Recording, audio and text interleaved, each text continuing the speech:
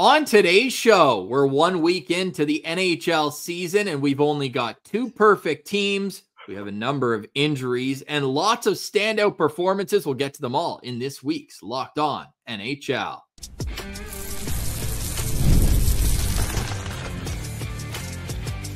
You're Locked On NHL, your daily podcast on the National Hockey League. Part of the Locked On Podcast Network, your team every day.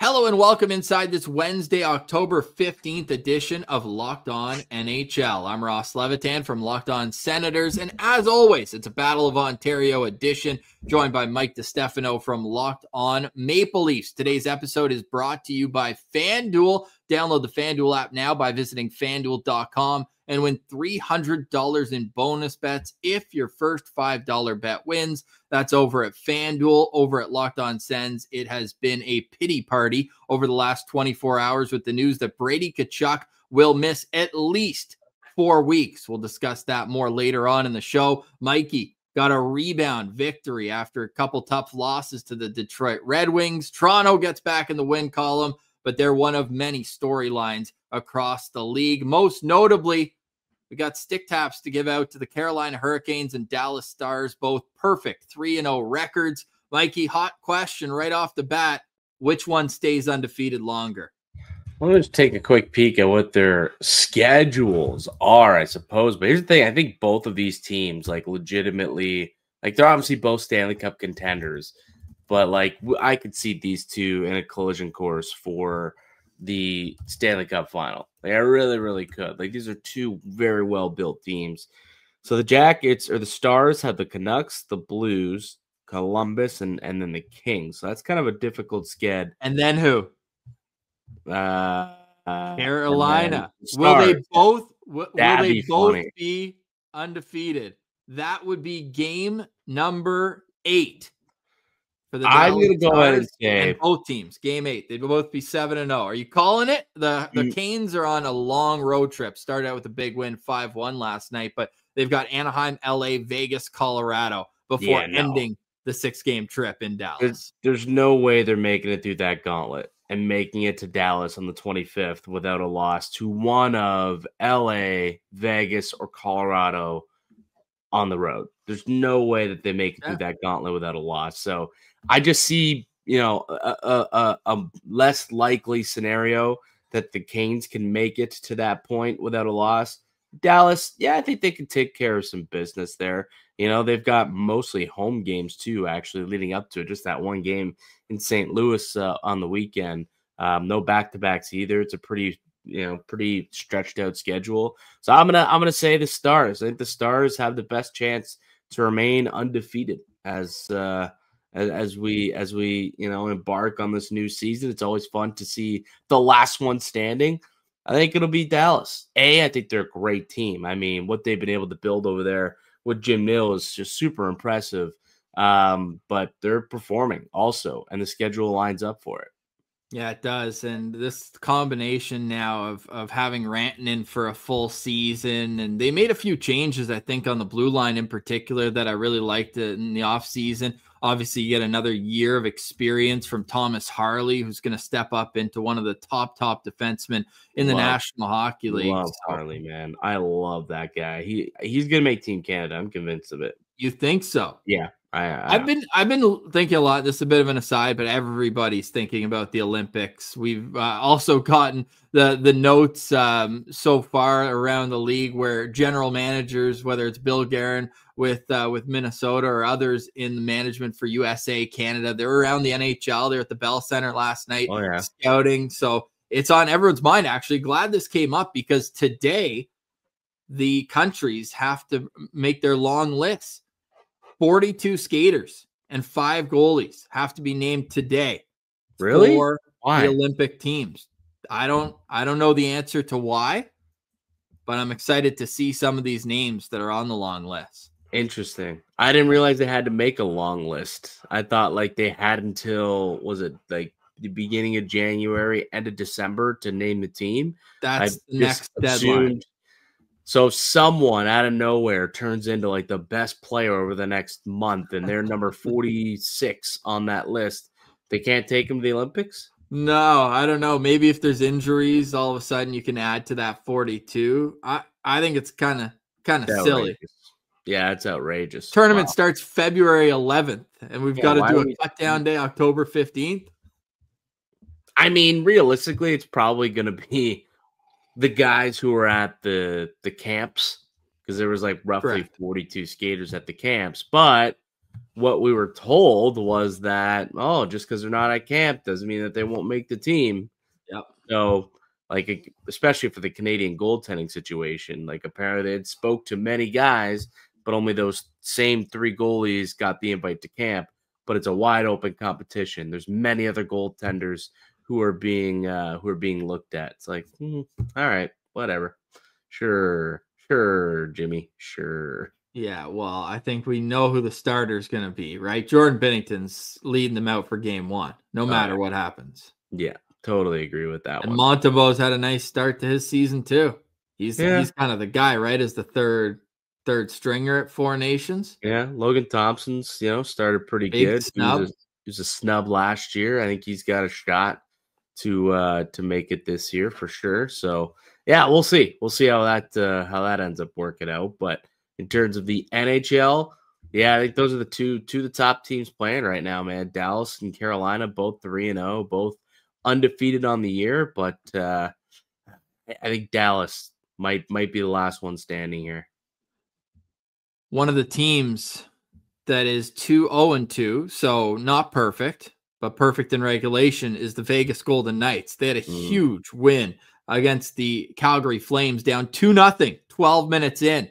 Eichel gets 2 goals, and they get the 4-2 victory. Does it make it easier to watch after a Leafs win, or does watching Marner do his thing in another jersey get to you? That does not matter. Like, I fully expected for Mitch Marner to have success in Vegas. Like, there was no doubt in my mind that Marner wasn't going to go to Vegas and put up 100+ points this year. It's going to be interesting to see what he does in the playoffs. I think that's where it'll kind of get to some people if he all of a sudden puts together a Conn Smythe worthy performance, which, again, Imagine he becomes like Mr. Leighton Series. That. Yeah, imagine like, you see Marner. That, dude. I'm expecting that. Like, that's why I'll be okay, because I'm fully expecting when the pressure comes off his shoulders, he's no longer in that Toronto bubble. I fully expect for this guy to be able to be a stud in the playoffs. But yeah, he's been a star, so far through the first handful of games out there in Vegas. I think Jack Eichel, like, the guy's gonna score 50 goals. Like, Dorofeyev might score 50 goals. That power play is stupid. Like, it's unbelievable. Yeah, that Vegas team, man, like, that was a good get for them to go and get Mitch Marner. They're going to be a tough pill to swallow, and that's another reason why. Like, Carolina has Vegas in like a couple of days. That's a tough matchup for Carolina to go into Vegas at that. I don't like their chances. I think that Golden Knight squad, man, they're for real. They are honestly for real. Are they? They got to be up. Their odds have to have shifted since the beginning of the season in Stanley Cup odds, no?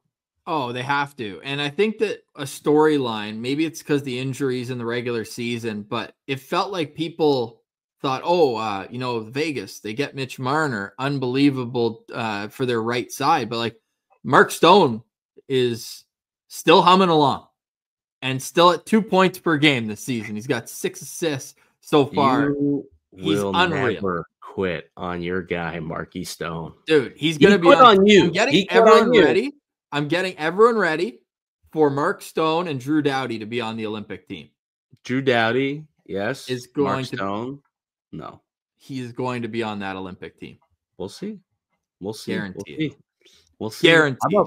How about and maybe we could take a break and get back into this, because there's one team in the NHL that has me quite shocked at their start. You want to get back into that when we return? Absolutely. And we'll also continue somewhat of an Olympic conversation, because Brady Tkachuk, if he needs surgery, that participation could be in jeopardy. We'll discuss that next. You're listening to Locked On NHL, your team every day. Today's episode is brought to you by Monarch Money. Monarch Money is the best. If you're looking to organize your finances. When you don't have the full picture, you always end up leaving money on the table. Don't do that. Get Monarch Money. It's an all-in-one personal finance tool that brings your entire financial life together in one clean, easy-to-use interface on your laptop or your phone. I was just on Monarch Money this morning, settling a few budget matters, and it was so easy. I got a busy life, and Monarch Money knows that every minute matters, and if you put off organizing your finances, Monarch is for you. Don't let financial opportunities slip through the cracks. Use code LOCKEDONNHL at monarchmoney.com in your browser for half off your first year. That's 50% off your first year at monarchmoney.com with code LOCKEDONNHL.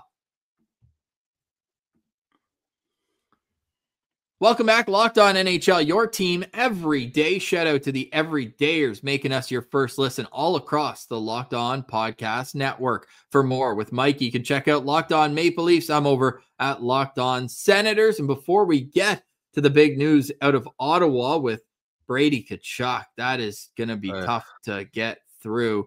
Mike, I'm really curious. What team has you surprised? So there's two teams that had me a bit surprised by their starts, one in a good way and one in a bad way. You want the good news or the bad news first? Let's start with the bad news and end with a bit of a high. All right. So, I don't know if I was just high off my rocker thinking this, but I really thought that this might be a year where things, not that they were going to make the playoffs, but at least things might, they'll be competitive. The Buffalo Sabres, it is a 5-bell alarm already in Buffalo. They're 0-3. They stink. They got their players calling out the fans, jerseys on the ice. I didn't think that it was going to get this bad this quick. That's what I mean by that. Not that I thought that they're going to be good, but I didn't think that it was going to be this ugly. And to a point where it seems like we could start seeing, a fourth rebuild in Buffalo in the matter of days, not months, days, if things continue to go south over the next week or two. So that start kind of surprises me in a way. It's so ugly, and this was the year where they had to see growth. That's what they had talked about. They need to see growth. They need to see something different from this team, and it's been the same old, same old. It's so tough because you saw there was a video going viral after the home opener where this fan, he's just seen enough. Going into it. Oh my, I've never heard actually I have, but I've been to Buffalo games. There's a lot of expletives that do get thrown around there, but man, was he ever heavy on the expletives in that rant, wasn't he? And how could you not be? What do you say? We haven't made the playoffs since I was 6 years old. And to go to a home opener, and not even see your team score a goal.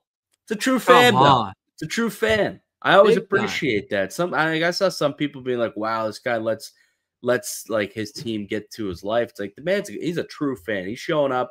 He's going to the games, and he's hurt just like all of us. He's a true fan. I will say that. Yeah, and the people of Buffalo deserve to see a better product on the ice. Well, especially we saw preseason too. Not supplying wins either, so they could get some wins on the ice. It's not coming on the gridiron recently. Recently, we saw Elliot Friedman mention Rasmus Dahlin, Tage Thompson. They want to be a part of the solution, but the time, it's ticking. Yeah, the Buffalo Sabres. Tuck too, right? Yeah, and he's like a hometown kid. If you can't sell Alex Tuck on the Buffalo Sabres, you got to look yourself in the mirror. What team? What team are you impressed by then with their start? Honestly, it's just I'm super impressed by the fact that the Florida Panthers, you look at the injuries that they suffered, and they're just it's not that I didn't think this team was gonna make the playoffs, but how they consistently just show up and fill in, and the next man up mentality. To start out 3-1, and they're outscoring their opponents 13-10. Bobrovsky's kind of, still doing his thing. They've been able to get some offense. Without Tkachuk, without Barkov, I kind of expected this team to struggle a little bit at the gate, trying to find their identity, find themselves with those two out. But no, they've been able just to keep going status quo, 3-1, atop of the Atlantic Division, undefeated at home so far too this year. It's still 3-0 at home. Like I don't know. And not that I don't think Florida's a good team and that they'll end up in the playoffs and if they end up getting Barkov back, still possibly go for a three-peat. But I thought there'd be some struggle out the gate, and it hasn't, man. They're just so good. Yeah, one of those wins came against Ottawa, and their power play was just overpowering, even without those guys. They went 3 for 5 in that game, and they're confident. They have more swagger than anyone else in the league, and rightfully so. It's like an aura when they get the puck in the offensive zone. They're crisp, they're on the tape, and it's just the next man up mentality that they have is extremely impressive. But there's not a lot of teams that could have had Mackie Samoskevich as a scratch in the playoffs, right? Like, he is a talented player and can add that pop. It's not like they just have guys filling into those roles where, let's say a fourth liner gets hurt, easier to call up a guy. Like, they can place guys in their top 9. And whether it's because their stars are so complimentary to play with and can, like Sam Reinhart, for example, drops down and all of a sudden he's making Luosterainen look amazing on that line. But they just have such a nice order of every line brings something different to the table. And they've also got that enormous fourth line with Gadjevich and Greer, just making sure that they're protecting the investments. They're studs. I thought you were going to go with the Boston Bruins though, Mikey. Like, they've had an impressive start. Too. And you look at Swayman's been great. Like, the fact that they have a 3-1 record, despite Jonas Korpisalo putting up an .851 save percentage in his 2 starts, like Swayman in particular, he's been the real deal. And you got to think that maybe there was something to the contract negotiation and missing camp really derailing his entire season, not just parts of it. He could be a real X factor in the Atlantic Division that wasn't truly considered before the season. Because they still have David Pastrnak. Like, they've got their superstar that can fill the net.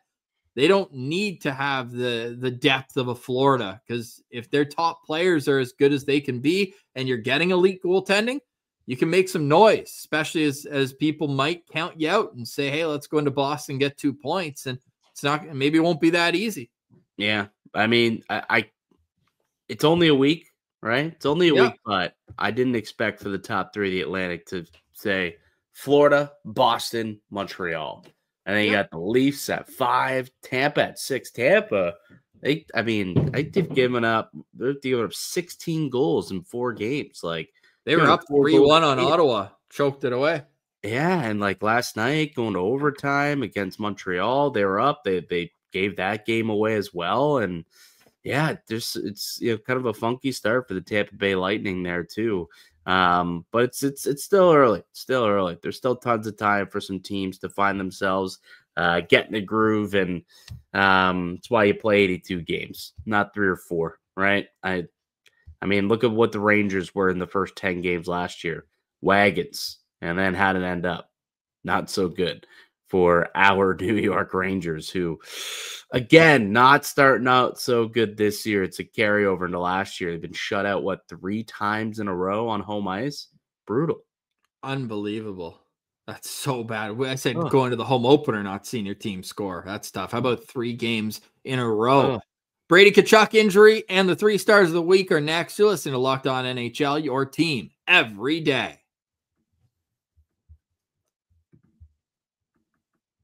The NHL season is here, and FanDuel has an offer you don't want to miss. Right now, new customers can bet just $5 and get $300 in bonus bets if you win. That's right. Pick a bet, put down $5, and if it hits, you'll unlock $300 in bonus bets to use across the app. I love how FanDuel gives me so many ways to play. I've built parlays, tried player props, and even followed the live lines during games. It just makes watching hockey even more exciting when you got a little something riding on the action. So what are you waiting for? Visit FanDuel.com to download the FanDuel app today and get started. Welcome back, Locked On NHL, your team every day. We've gotten into this a lot on Locked On Sens, but just an overview, because Brady Tkachuk is obviously a popular player around the league after his coming out party on the international stage at the Four Nations, where he was arguably Team USA's best player throughout the tournament, being named as one of the first 6 players to the U.S. Olympic team. and his first playoff experience. But Brady Tkachuk takes a shove, I'll say, from behind from Roman Josi and kind of toe picks off of that, goes hands first into the boards, stays in the game, and then ultimately can't finish it. He pulled the Matthew Tkachuk, Mikey, from Four Nations, where he didn't want to leave his guys on the bench, just sat on the bench. But when you're down 2 and have a power play with 4 minutes left and Brady Tkachuk doesn't hop over the boards, that's when the concerns started to set in. And Travis Green, next morning, surgery has not been ruled out, but he will miss at least the next 4 weeks rehabilitating it. If it's surgery, Olympics could be in jeopardy and even the season potentially. Yeah, it's tough, man. And obviously, like that's your Senators, so you have, obviously more insight and how that could derail the Senators. But from an outside looking in perspective, I mean, you lose your captain, you lose your heart and soul. And I like what they've done in Ottawa. I think that's a team that's built pretty good, and they've got some depth that they have added to this team. But like, that's the leader, right? That's the head of the snake. He's out for 4 weeks. I mean, that'll be tough for them to recover, because we've seen it in the past where the slow starts have really bitten Ottawa in the ass. And if they get out to another one because they're without their captain, the season might not go as swimmingly for your Sens as we thought from the outset of the season. Yeah, big time. And what really, I mean, it sucks no matter what, but they played the first 3 games without Drake Batherson, and he's making his season debut tonight. So you're like, finally, we'll get our full complement of forwards. And then you get the news that Brady Tkachuk's out. So the big story for me, there's 2 that come out of this. Obviously, number 1, you want Brady Tkachuk to be all right because the league's better when he's on the highlight pack, and just being a hilarious individual on the ice too, with the scrums and the facial expressions, not to mention the goal scoring and leadership abilities down the stretch. He was unreal for Ottawa, even playing injured, scoring just huge goals for the team. And I mean, in the playoffs, I believe he scored in games 3, 4, and 5. So he's a guy that, or 4, 5, and 6 it was, really kind of putting the team on his back. So without him, that brings me to Fabian Zetterlund, who, despite having a very poor offensive impact with Ottawa, does the right thing in terms of playing the body for his size and playing defensively. But he's put up 0 so far this season, and he's going to be moving to the top line left wing position that Brady's departing from. Had a 20-goal year with San Jose a couple seasons ago, and Ottawa needs him to shoot the puck and to score. His finishing just hasn't been there. Put up 0s in the playoffs as well. So now that's 9 straight games without a point going back. Unfair to combine the 2 seasons, but Ottawa just simply needs more from him. And from a leadership perspective, Mikey, we're about to find out, no matter how long Brady's out, what kind of player Tim Stützle is. The offense is going to have to run through him exclusively. Maybe, I mean, Drake Batherson's a hell of a forward too, but this is his forward crew now. What are you going to do with it, Timmy? Wow. They're saying you're a complimentary player. Are you a superstar? We're gonna find out in the next while. He's got to take the ball, run with it here, and he has to be the Timmy superstar that he's been nicknamed, because if he doesn't get it going, there's just no one else who has like that alpha dog mentality who I think can kind of grab that team and go. And look, you get off to a tough start. Like I said, it's bitten this team in the ass umpteen times. And, it's just in an Atlantic division that expected to be very, very difficult and extremely competitive. And now, like, if Boston's in the picture, makes it even more competitive here. So, that's tough. It's tough for Sens fans, obviously.